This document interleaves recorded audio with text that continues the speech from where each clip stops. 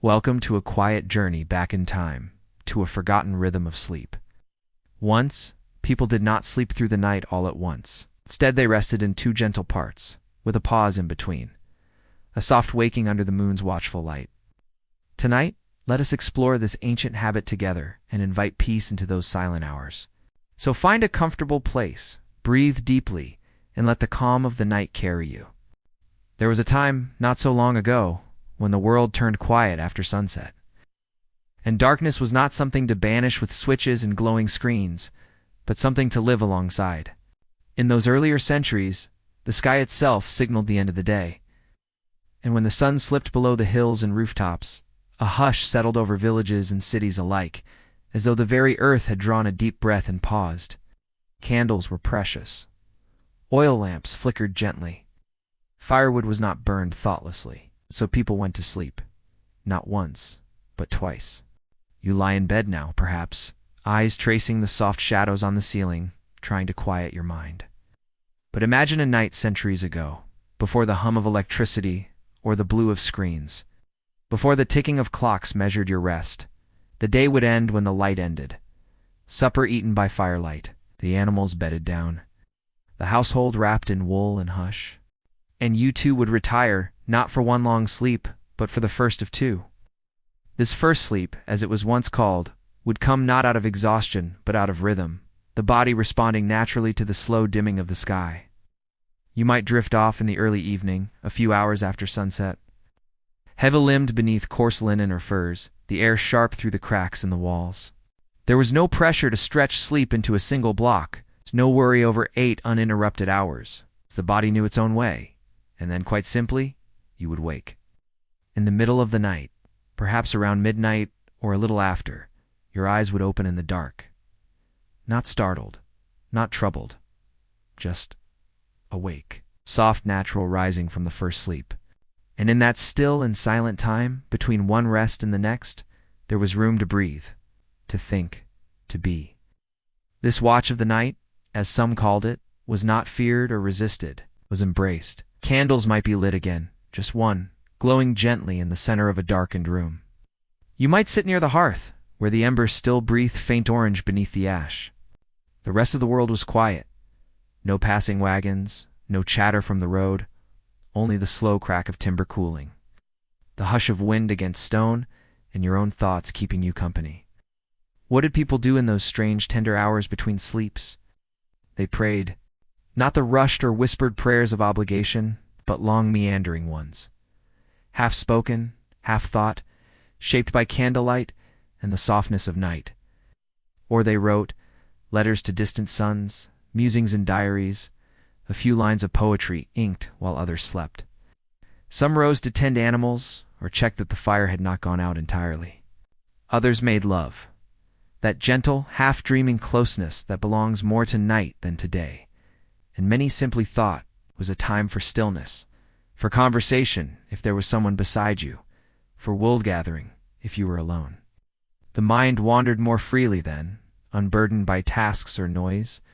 Worries softened under the weight of blankets and silence. Ideas drifted in slowly like mist over fields. Memory, too, visited more kindly. The things you regretted seemed farther off, so the things you cherished came closer. Eventually, after an hour or two, the second sleep would come. Sleep returned not with frustration but with ease, like a friend slipping in beside you.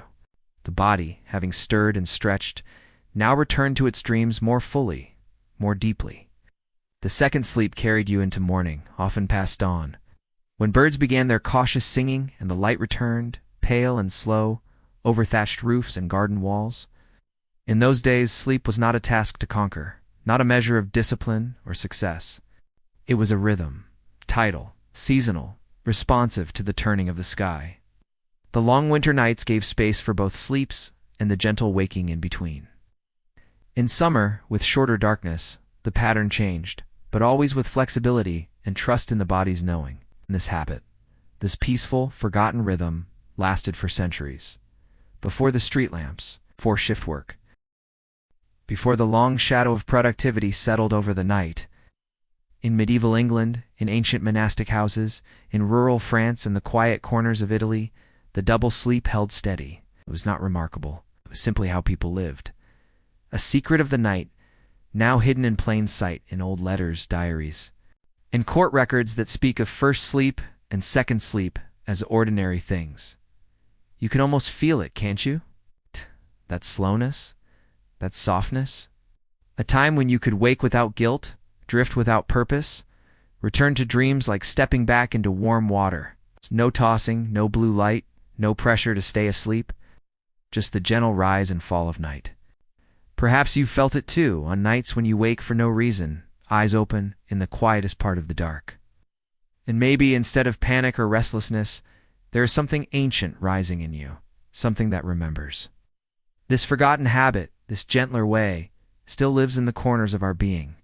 And now, as the modern world hums around us, always lit, always on, we begin to wonder, was there something we lost when we let go of our two sleeps? When we gave up that quiet watch in the night? Perhaps the next time you wake at midnight, you'll light a candle in your mind. Let the hush in, the stillness return. Sit with the ghosts of old sleepers and rest in that in-between world. You're not broken, you're remembering. The fire has burned low now. The embers have settled into a quiet bed of orange and gray, their heat no longer eager but steady, resigned, as if they too have grown contemplative in the midnight hour. Somewhere in the dark, a dog shifts in its sleep, its breath slow and even, the twitch of its paws chasing something in a dream you'll never know. The air inside the cottage is still, close with the scent of warm wool, old wood, and the faintest trace of smoke that lingers in the rafters. You've risen from the first sleep, not fully awake, not entirely asleep, resting in that soft middle world that once belonged to nearly everyone, but is now a stranger to most. The house is quiet. The world outside is quieter still. A silence so complete it seems holy. You pull a shawl around your shoulders and pad softly to the hearth. You don't need light to know the way. There is something about this hour, this ancient, tender hour, that changes the texture of thought. Things feel clearer, but also gentler. You're not burdened by the harsh light of day or the noise of expectation. Your mind unspools like thread, slow and deliberate. It lingers on memories you haven tea touched in years, the way your mother used to hum when she stirred the morning pot, the creak of the barn door, the smell of winter apples stored in straw, things you didn't know you'd kept. In this hour, time loosens its grip.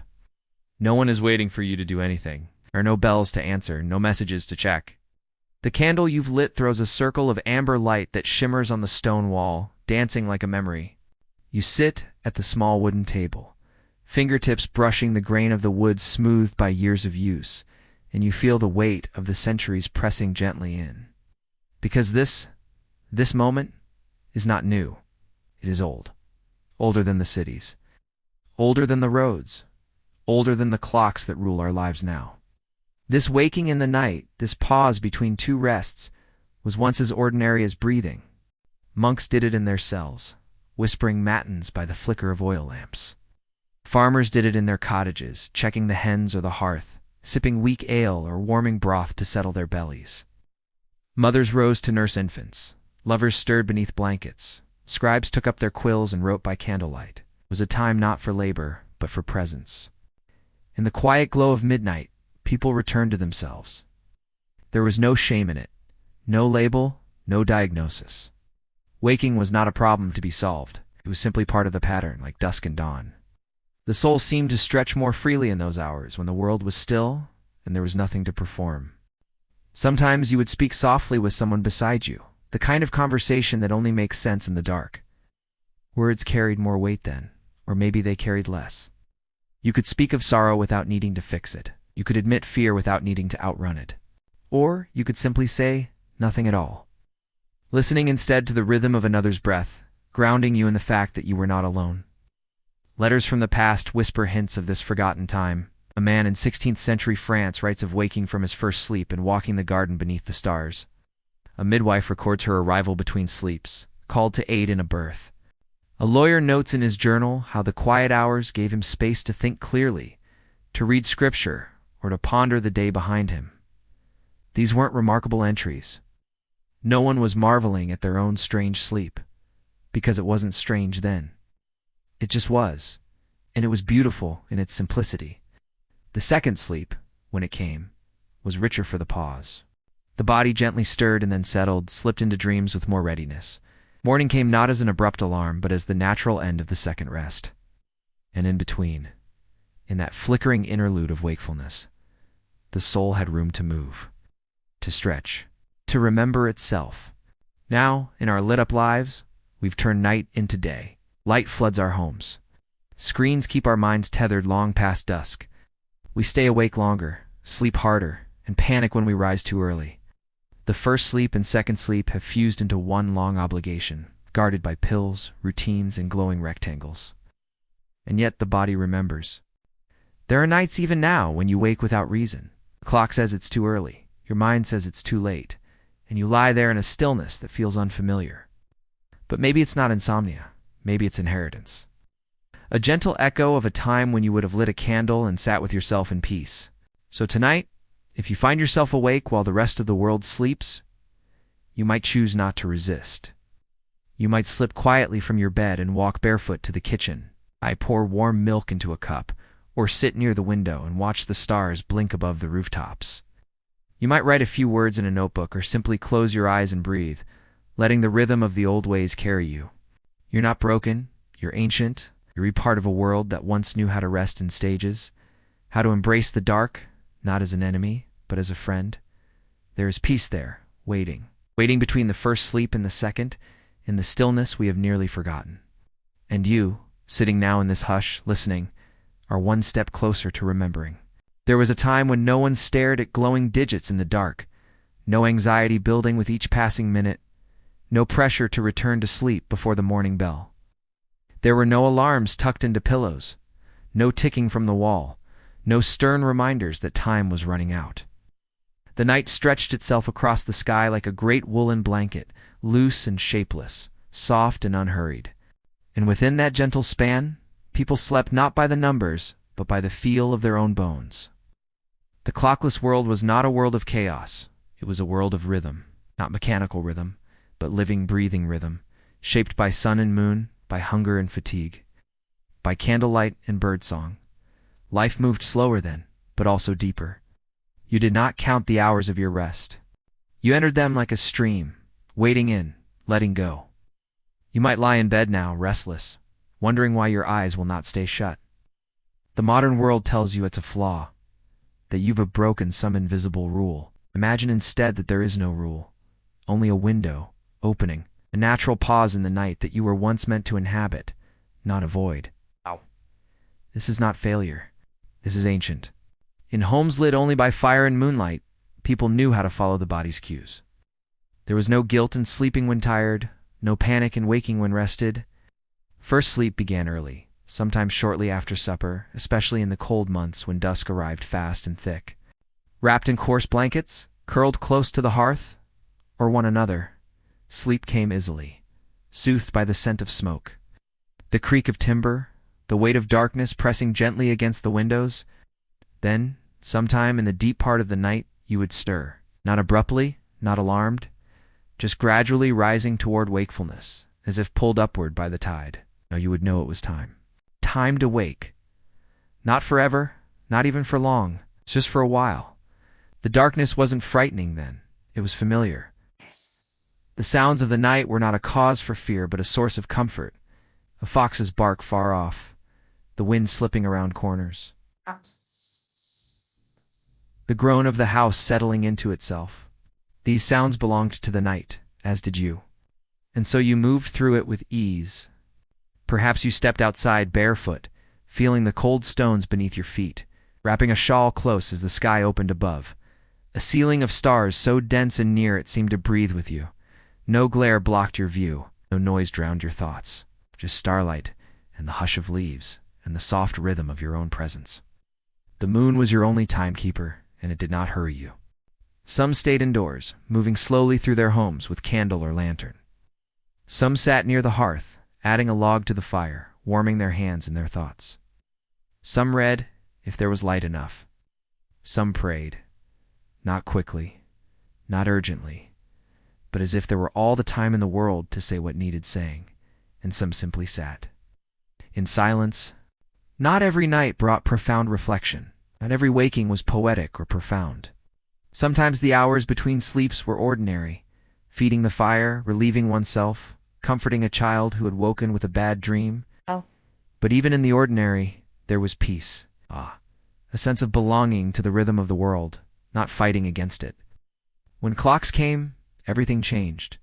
At first, only the monasteries kept time. Bells rang out across valleys and towns to summon prayer, mark the hours, and remind the faithful that life was fleeting. But slowly, surely, clocks crept into every part of life. Into towers, into kitchens, into bedrooms. And with them came expectations. That time should be controlled, that sleep should be measured, that night should be conquered. And so we did. We lit our streets. We built our factories. We extended the day and compressed the night. We told ourselves that the most valuable sleep was uninterrupted, and that waking mid-slumber was unnatural, inefficient, undesirable. But the body does not forget so easily. Even now, if you lie awake at night, some old part of you is responding to an older world, a world without digits or deadlines, where the night had room for more than just sleep. You are not malfunctioning, you are remembering. And in that remembering, there is a chance for peace. You can try for just one night to stop fighting it, to trust that waking has a place, to sit in the dark, even for a moment, without judgment. To feel the old rhythm rising in you, not as something to fix, but as something to honor. Let the ticking clocks fall silent. Let the glowing screens rest. Let your body speak to the night in the language it always knew. And when your second sleep comes, let it take you without guilt, without pressure, without force. Let it return like the tide, gently, over your limbs, over your thoughts, over the quiet hush of your midnight self. The clockless world is not gone. It is just waiting, behind your eyelids, beneath your skin, beneath the noise. It's still there. It's yours. There is a threshold in the night, not quite waking, not quite sleeping, where the world softens and the mind becomes a slow-moving river, carrying with it old memories, half-formed thoughts, quiet hopes, and stray images that drift without destination. This is the hour that once belonged to everyone, the space between first sleep and second. When the body rests, even as the eyes are open, when time loosens its hold and the soul seems to hover just above the world, you rise not because you must, but because the stillness invites you. No sharp alarm, no deadlines, no urgency. Only the call of silence, gentle and ancient, leading you to sit beside the hearth or open a wooden shutter to the night. The stars blink slowly, patient and unworried. They do not ask you why you are awake. They have seen this before for thousands of years, in the soft glow of cottages and cloisters and yurts and tents, across all the lands where sleep once flowed like breath, in and out, with room for pause. There is something sacred in this interval, secret the modern world has misplaced. Here, in this hush, you can feel the fabric of thought begin to shift.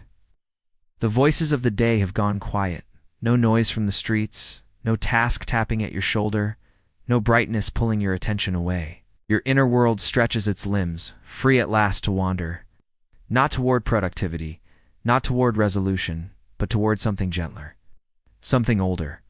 In this midnight pause, dreams do not vanish. They hover close. You remember something strange, a flicker from the sleep just past, a meadow, a voice, a doorway you almost walked through. The edges blur, but the feeling stays. And you wonder, was it just a dream, or was it something more? A message, a memory, a part of you speaking in symbols. People used to pay attention to dreams, especially the ones that came after midnight, in the second sleep. These were the dreams that lingered, that offered visions, or warnings, or insights, shaped not by reason, but by something deeper. Some believed they were divine. Others thought they came from the body itself, from parts of the soul that only spoke in sleep. In the waking space between the sleeps, that was the bridge. Not every night carried wisdom. Every night carried stillness. It's a kind of stillness that allowed space for the mind to speak softly, without interruption. Here you could lay a worry down on the table and turn it slowly in your hands, like a stone from the river. smooth and weighty and honest. Here you could recall a conversation or revisit a moment that hurt and look at it without the sting. You had time, time to feel, time to notice, time to be. Imagine now a woman in a small house 300 years ago, rising from her straw mattress to stir the coals and wrap a shawl around her shoulders. She isn't tired, not yet. She pours a little broth into a clay cup, stirs it slowly, and sits down with her thoughts. Perhaps she's worried about the harvest, or a child's fever, or a husband who hasn't returned. But she does not run from the worry. She lets it rest beside her. There is no one to impress, no one to perform for, only the silence and the fire and the soft rhythmic sounds of her own breath. This was the hour for contemplation. Not the kind that demands answers, but the kind that allows you to sit with your questions and feel them settle. The kind that folds you into yourself, not in loneliness, but in intimacy. You learn the shape of your own soul in these hours. You listen not for noise, but for quiet. And sometimes, in that listening, something whispers back. We have forgotten how to listen. We fill the night with noise, music, television, podcasts, bright screens with endless movement and talk. We've become allergic to silence, uneasy in stillness. But silence is not empty. It is full of memory, of sensation, of self. And when you wake at night, the silence is still there, waiting, patient. You don't need to fight it. You don't need to fill it. You can let it wrap around you like an old cloak. Sit with it. Breathe into it. Let your thoughts come gently, one at a time, like feathers on water. There is no need to rush them. They will drift through, then pass. You are not trapped. You are simply resting in the middle of the night, as your ancestors did, as your body remembers how to do. The second sleep will come. It always does. It comes not like a door slamming shut, but like a tide rolling in, slow and sure, covering your limbs in warmth and weightlessness. It comes more easily when you do not chase it, when you let yourself be still, when you stop trying to force silence into speech or night into day. This forgotten habit of waking in the dark, it wasn't a flaw, it was a gift. It gave people time that didn't belong to anyone else. A secret hour, a second breath, a moment to look inward or outward or upward, toward the moon, toward a thought, toward whatever needed space to be seen. And so tonight, if your eyes open before morning, do not fear it.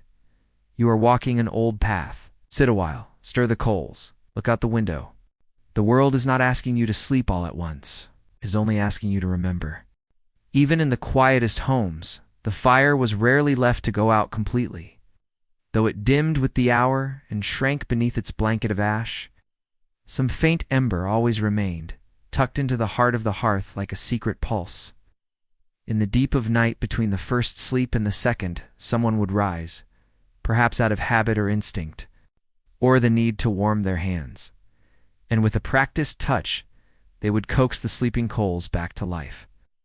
This was part of the rhythm, a small, gentle duty in the dark. Not a burden, but a comfort. To stir the ashes, to feed the fire just enough to keep it breathing, to bring a faint glow back into the room. Not blazing, not roaring, but softly alive. You picture it now, a figure bent by the hearth, a shawl falling from one shoulder, one hand outstretched toward the glow. The fire crackles quietly as kindling catches. Shadows flicker on the walls. The room changes shape, becoming less like a place and more like a memory. Somewhere between heat and hush, between flicker and silence, the second part of the night begins to breathe. In this liminal hour, the fire becomes a companion. It does not speak, but it listens. It answers your thoughts with gentle warmth. It doesn't rush you. It doesn't judge you. It simply glows, alive and ancient, offering the same light that once lit the faces of kings and monks and shepherds and lovers long gone. The flame, like sleep, comes in phases. It dies and returns. It needs tending. And in the middle of the night, when you wake with no clear reason, you are the one tending it, the one keeping the light alive in the dark, both in the hearth and within yourself. Even now, in modern bedrooms with thermostats and switches and digital clocks humming at the edges of the night, you may find yourself reaching for some small ember, a glass of water, a thought, a quiet walk to the window, not to distract yourself but to warm yourself. It's not to chase away the night, but to meet it. The fire need not be real. It lives in your habits and your small rituals. The way you fold the blanket back, or put the kettle on low, or trace your finger along the rim of your mug. The way you return to the same chair in the dark, as if it remembers you. These are your ashes and your tinder. You are the keeper of your own flame. For centuries, this in-between time was filled with such small acts. Not chores, not obligations, but rhythms that tethered the soul to the night. Turning over the bread dough resting near the hearth. Checking the sleeping animals. Mending a hem by candlelight. Whispering a story to a child half awake. There was room for it all. The world allowed room. When there was nothing to do, people did nothing. Not out of laziness, but out of reverence. Sitting still, staring into the fire or the dark, letting thoughts unfurl like smoke. No one asked them to account for the hour. No one asked them to use it wisely. The hour simply belonged to them, and they belonged to it. There is something deeply human about the act of sitting with a flame in the middle of the night. It awakens a memory that runs deeper than language. The world feels closer. Time feels slower. Everything sharp and bright about the day fades into a softer outline, easier to live with. You might remember a grandparent who did the same, who rose before dawn or stirred late at night, lit a lantern, brewed tea, sat in silence, and seemed at peace. You may have found it strange then, but now you understand. They weren't restless. They were remembering. They were slipping into a rhythm older than words. There is wisdom in this quiet tending. You do not always need to sleep through the dark. You do not always need to fill the silence. Sometimes it is enough to keep a small fire glowing in your room, in your hands, in your heart. And let the night hold you while you wait for sleep to return. The second sleep does not come when summoned. It comes when invited. It comes when you have made space for it, not with effort, but with gentleness. And the fire, whether real or imagined, is part of that invitation. Its warmth says, you are safe here. Its light says, you are not lost. Its silence says, you have time. In a world that asks you to rush, to fix, to explain, to perform, the night still offers this small rebellion, this flickering sanctuary, this ancient gift. And though we no longer rise to check the embers or bank the coals in the hearth, we can still learn to tend the flame in ourselves softly, slowly, lovingly. So if you wake tonight and find yourself adrift in the quiet, remember the old way. Sit with it. Breathe with it. Let the silence wrap around you like a shawl. Let your thoughts pass like shadows on the wall.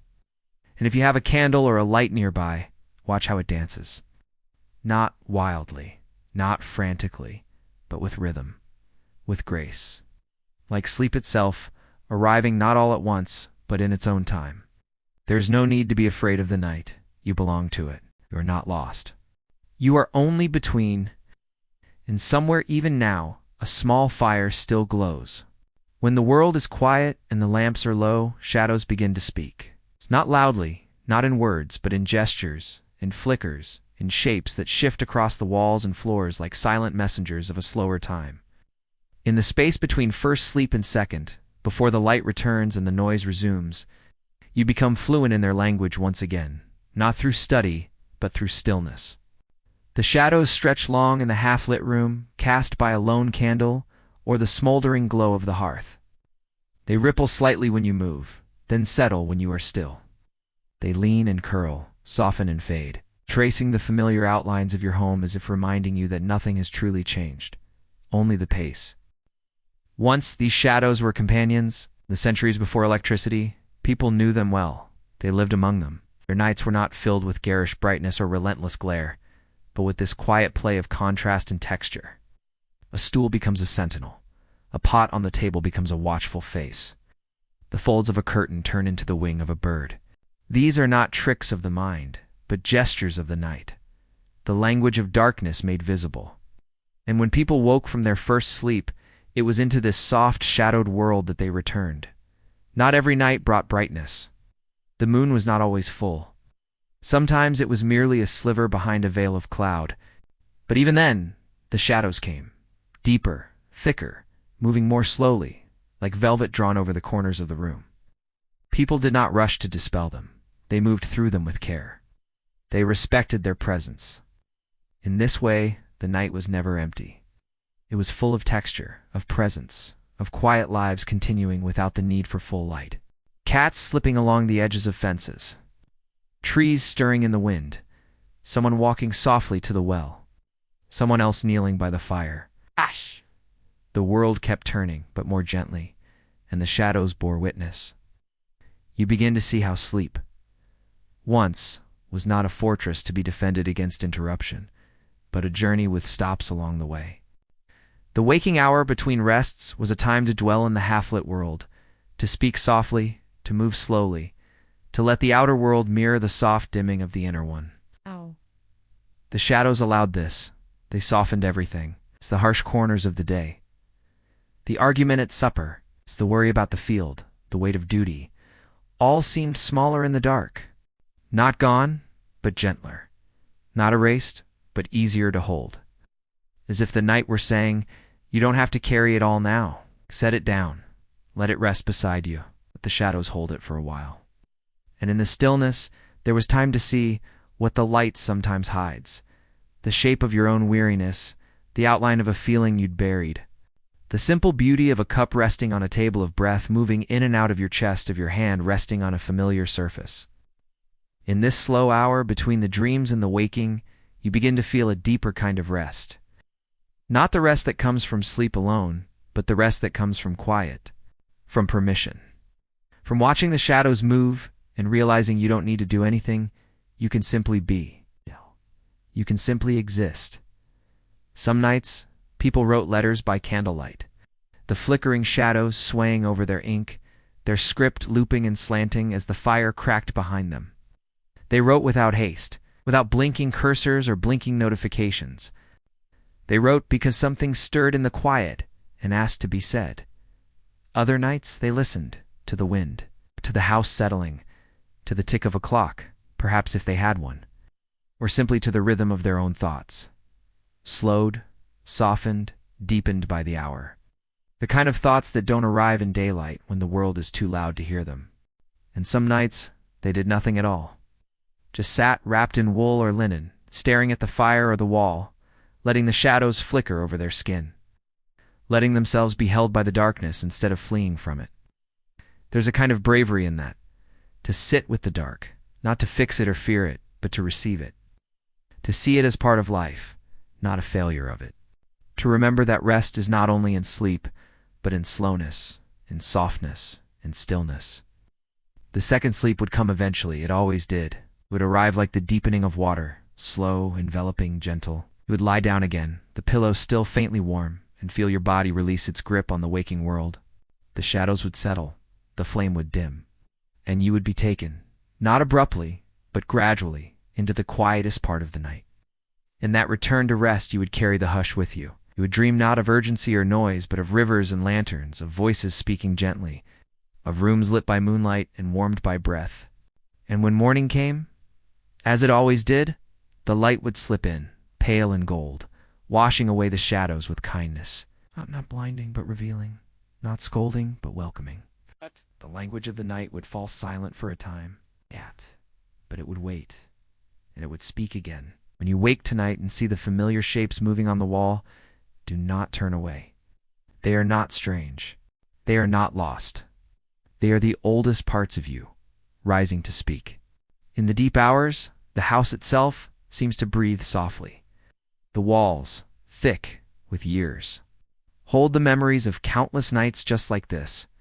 Nights of gentle waking, of quiet footsteps, of hushed moments between two sleeps. You feel it in the stillness, in the subtle sounds that are only audible.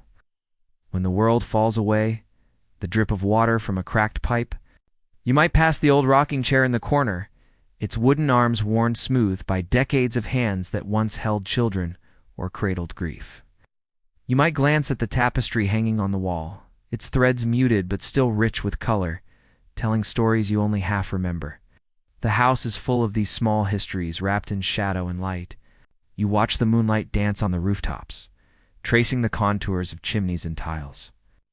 The knowing that waking in the night is not a failure, but a moment to be held.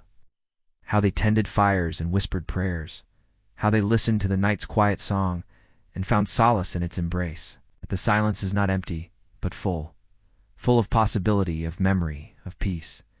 You feel the tension in your shoulders ease, the tightness in your chest soften. But until then, you can rest in the quiet house, in the stillness of time, in the gentle company of shadows and stars. The house and the night wrap around you like a warm shawl, comforting and steady. We'll drift back into dreams, carried on the slow tide of the forgotten habit. You feel the weight of the night pressing softly against the glass, a reminder that you are both inside and outside, both awake and asleep. The flutter of a moth against a lampshade, the soft sigh of a door as it moves in its hinges. These are the small voices of the night, speaking not in words but in presence. A chance to meet yourself without distraction, to hold your thoughts without judgment, to simply be. The floorboards creak faintly beneath your weight. The wooden beams groan as they settle into the cool air.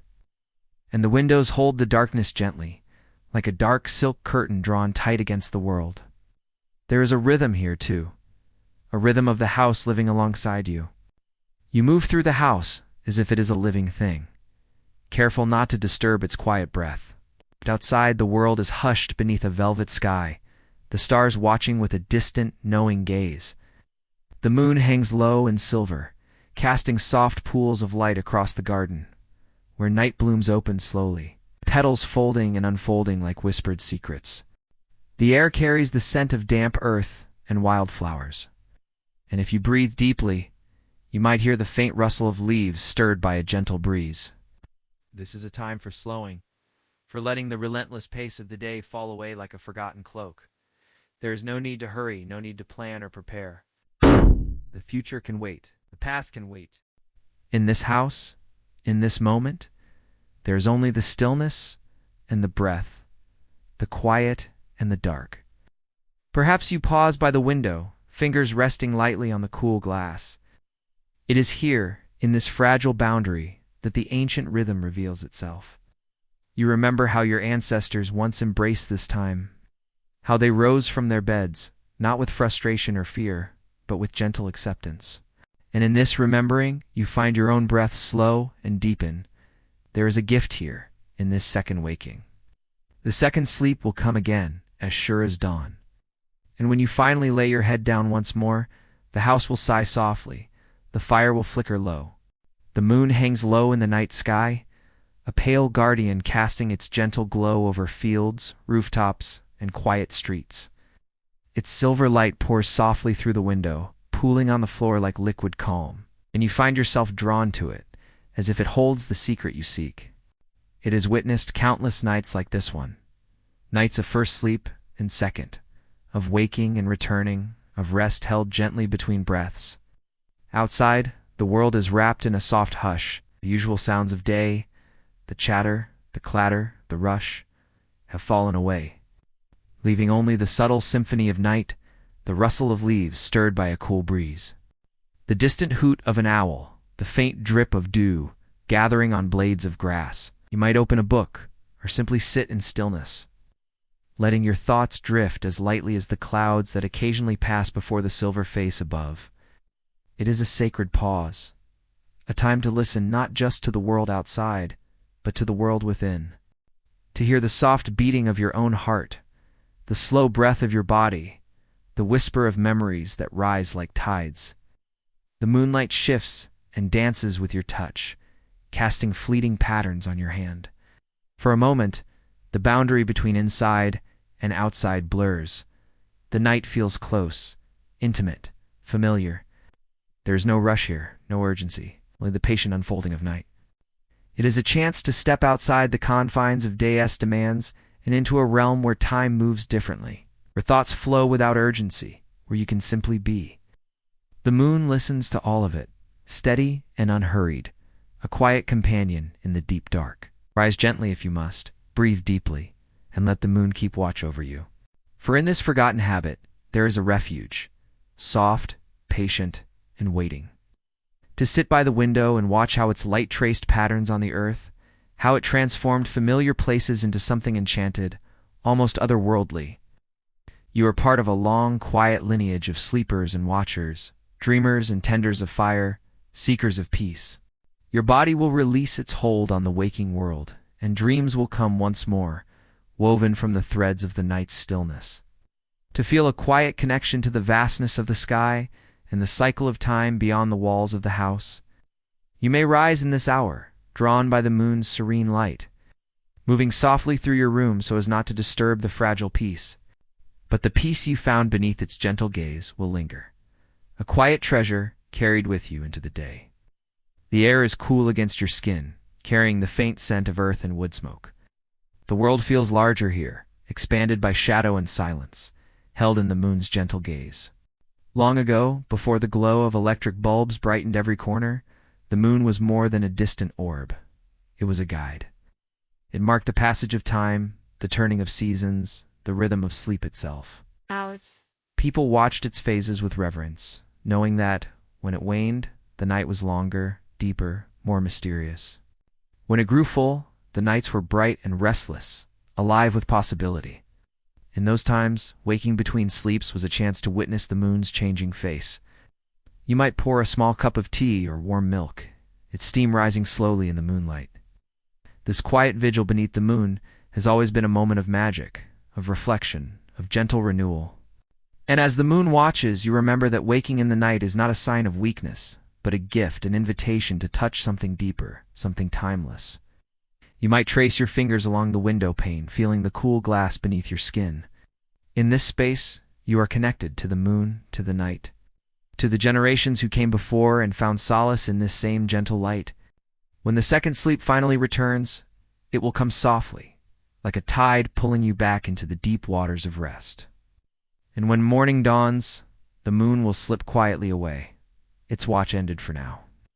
So if you awaken in the dark and find the moon's light spilling into your room, do not fear the hour. The night is a keeper of stories. It holds them close, wrapped in velvet silence, breathing them softly between the stars and shadows. When you wake in the dark hours between your first sleep and the second, you enter a realm where these stories come alive, not in words, shouted or written, but in whispers, carried by the cool air and flickers of light and shadow in the rhythm of your own breath. You might find yourself drawn to a quiet corner, where the flicker of candlelight casts soft patterns on the walls, and the air holds the faint scent of old paper, wood smoke, or lavender. There, in that stillness, stories unfold.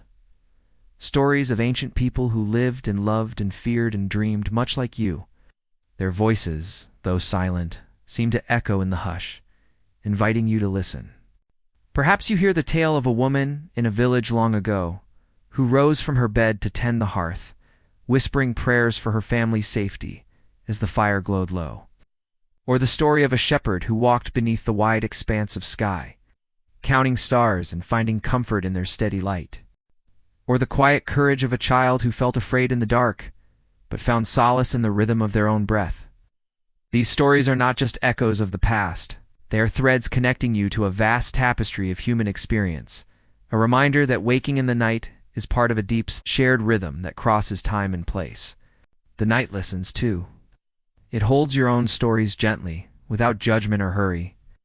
It knows the worries you carry, the hopes you harbor, the fears that sometimes whisper when the world is still. Here, you can let those stories surface, untangle them slowly, and set them down without fear. Sometimes you might find yourself speaking softly to the night, not out loud, but in the quiet language of thought. Words of gratitude or sorrow or wonder. Words that do not need an audience, because the night is enough. In this way, the waking hours become a kind of storytelling, a dialogue between your inner world and the vast, slow world outside. The rhythm of your thoughts, the soft pulse of the night air, the distant cry of an owl, all weave together in a delicate dance. You realize then that the night is not empty. It is full of memories, full of presence, full of possibility. This is the gift of the forgotten habit, to wake in the dark and find not frustration or fear, but connection. To sit in the quiet and discover a space where your stories can be heard, by yourself, by the night, by the generations who came before, and the ones yet to come. And as you settle back into your bed, preparing for the second sleep, you carry those stories with you. They become part of your dreams, woven into the fabric of rest. They comfort you, guide you, and remind you that you are never truly alone. The night holds you. The stories hold you. And in that holding, you find peace. The second sleep arrives quietly, like a soft sigh slipping through the night. It does not rush you, does not demand. Instead, it comes wrapped in stillness, in the cool, steady arms of darkness that now feel less strange and more like a homecoming. After the gentle wanderings of the midnight hours, the body and mind welcome this return as a relief, a surrender to the deeper tides of rest. You lay yourself down once more, the pillow cool beneath your cheek, the blanket soft and heavy like a tender promise. Your eyes close not with resistance, but with gentle acceptance. The quiet rhythm of your breath slows, deepens, flowing like a river that has found its course again after a pause. In this return to sleep, the boundary between waking and dreaming softens. The shadows from before fold into the velvety darkness behind your eyelids. The stories whispered by the night become threads in your dreams, weaving memories and hopes, fears and wonder into patterns only the mind can understand. There's no need to hurry. No urgency to fill the hours with restless tossing or anxious thoughts. You trust the ancient rhythm, the rise and fall of sleep in two parts, like the tide coming in and going out, steady and sure. You remember that this was once how many slept, how many lived, embracing the night in its fullness, waking briefly to sit with themselves, then drifting back into rest renewed. Morning will come not as a harsh interruption, but as a gentle light filtering softly through curtains. The first bird song weaving through the cool air, the scent of earth and dew and fresh beginnings. You will awaken not with the sting of lost hours, but with the calm certainty that you have traveled through night in all its depths. The world will stir, and you will rise, carrying with you the quiet gifts of the night's second waking, patience, presence, and peace. So if you find yourself waking in the dark, do not fear or fight.